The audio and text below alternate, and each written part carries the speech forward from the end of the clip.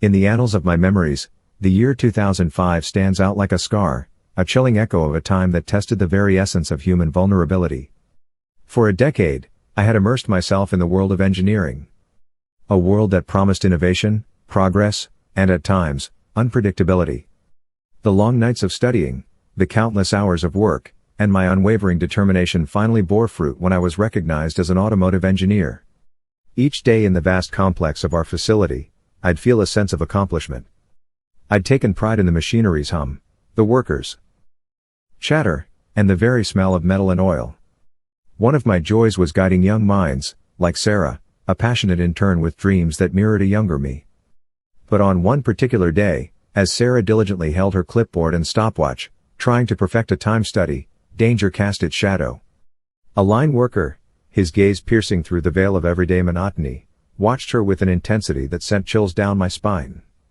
Time studies in our world weren't just about efficiency, they represented change, and not always the welcome kind. The shadows of the massive robots, which had recently reduced our teeming body shop from 1,289 workers to a mere 25, loomed large over us all. Realizing the danger Sarah could potentially be in, I gently ushered her to a quieter part of the plant. My voice, laden with concern, whispered words of advice: "Hide the stopwatch, Sarah. Let it be your secret tool, not a visible enemy." Weeks trickled by, each day denser than the last. Whispers of layoffs infiltrated every corner, every break room, every assembly line. The palpable tension, a silent predator, stalked the hallways and workshops. One evening, when the sky was painted with hues of gray and the air was thick with unease, my world turned upside down. Engrossed in a particularly challenging quality issue, I barely registered the firm grip until cold metal pressed against my skin. The eyes that once stared at Sarah now focused on me, burning with a mix of anger, desperation, and madness. Dragging me towards the body shop office, the line worker's demands became terrifyingly clear. He handed me a list, his voice thick and raspy: "Call them in. Now." And among those names, I saw Sarah's. The gunman told me, "Matthew, I like you, I don't have any problems with you, but if you don't call these people into this office right now, I will shoot you." Trying to suppress the panic, I tried to appeal to his better nature. But fear and determination have a strange way of drowning reason. Using my radio, my voice quivered as I called out the names, praying for a miracle. That miracle came in the form of Sarah's ingenuity. Already present in the office and sensing the impending danger, she seized the moment. Quiet as a shadow, she slipped between cubicles and managed to flee using the emergency door. Relief surged through me, but it was short-lived as the reality of my situation crashed down. The following moments felt like hours, each ticking second amplifying the horror I felt. Gunshots echoed, their sound forever imprinted in my memory. By the end of the ordeal, 2 souls were lost, the gunman and his unfortunate supervisor. While years have passed since that fateful day, the haunting memories remain, a stark reminder of life's fragility and the unpredictable turns it can take. It's a story of survival, of the thin line between life and death, and of the resilience of the human spirit.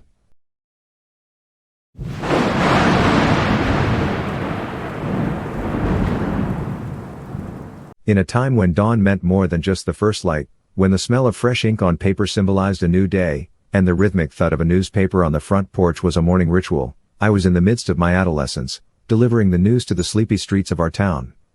Those days feel like remnants from another era, especially in today's digitized world. I was just a teenager then, yet there was something immensely satisfying about having my own paper route. Beyond the crisp morning air and the satisfaction of a job well done, it brought in some decent money for a kid my age.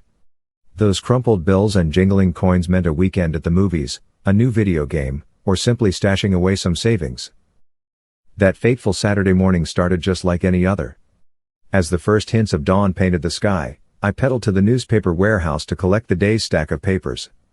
There was another task for the day too, turning in my collection money from the past week. My pocket felt heavy, and there was a spring in my step. As I wheeled my way through the familiar streets, a shadowed figure kept pace. At first, I dismissed it as paranoia. Why would anyone be interested in a teenager on his paper route?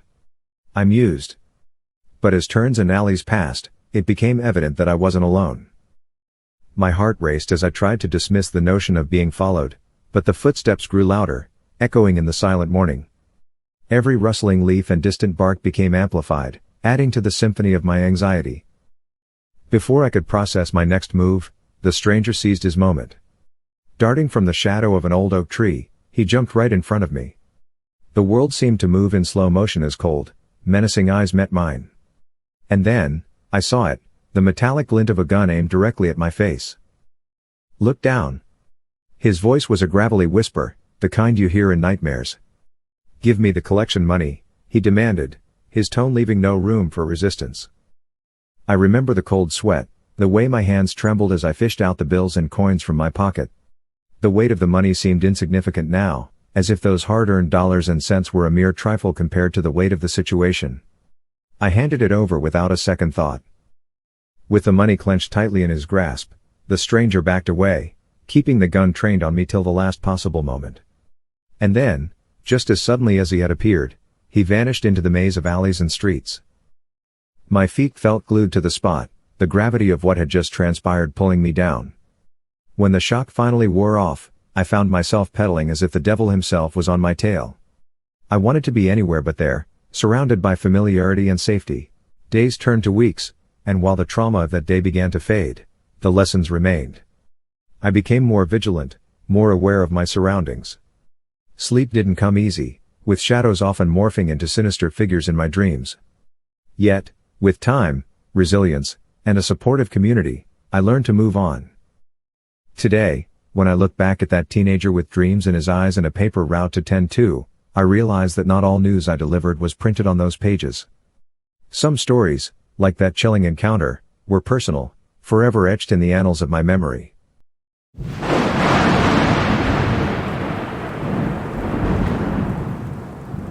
In the heart of Ohio, surrounded by vast fields and a horizon that stretched infinitely, our family had just moved into an old farmhouse. It was one of those rustic places you'd find on a postcard, promising serenity and simplicity. But from the get-go, the atmosphere felt off. The house, with its creaking floorboards and wind-rustled drapes, seemed like it harbored stories and secrets from ages past. The surrounding area, with its tall, overgrown grass and dense woods, was unsettlingly silent. But the most daunting of all was the old tool shed, a few meters away from the main house. Its chipped paint and moss-covered roof stood as silent testament to its age and neglect. One sunny day, I took the responsibility of tending to the overgrown garden. The rhythmic hum of the lawnmower and the warmth of the sun overhead made the task almost therapeutic. But that peace was soon shattered. Over the roar of the lawnmower, I heard it, a familiar voice calling my name. It was my father's voice, coming from the direction of the tool shed. I paused, squinting towards the shed, attributing the voice to my overactive imagination. Shaking off the eerie feeling, I resumed my work. But then it came again, more desperate: help. Accompanied by the silhouette of a man peering from the shed's dusty window. My heart raced as I called out, "Dad? Is that you?" But there was no answer. My instincts took over, and I approached the shed. The door, old and heavy, resisted my attempts to open it. Locked. Panic surged as 1,000 thoughts crossed my mind. Why was my father locked in there? What could have happened? Rushing into the house, I grabbed my phone and dialed my father's number, my gaze fixed on the shadowy figure in the shed. To my horror, his voice answered, "Hello? I'm still at work. What's up?" My blood ran cold. Hours that felt like days passed until my father's car pulled into the driveway. He looked at me with concern, noting my pale face and the urgency with which I recounted my experience. He walked over to the shed, taking out his keys. To both our astonishments, the door opened effortlessly. But what awaited us was even more confounding. The shed was empty. Not a trace of any presence. As we stood there, trying to piece together the inexplicable events of the day, I couldn't shake off the feeling of being watched. The eerie silence of the farm, the whispering winds, and the shadows cast by the setting sun all felt like silent spectators to our confusion and fear.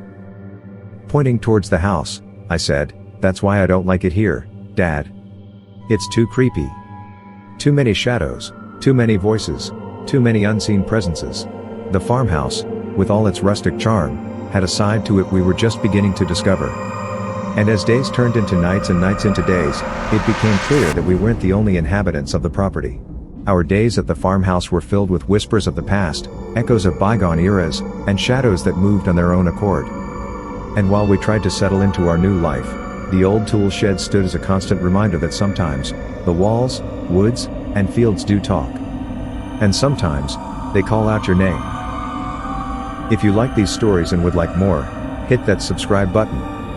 If you had a near-death experience like the first two stories, just email us at grimreflections67@gmail.com.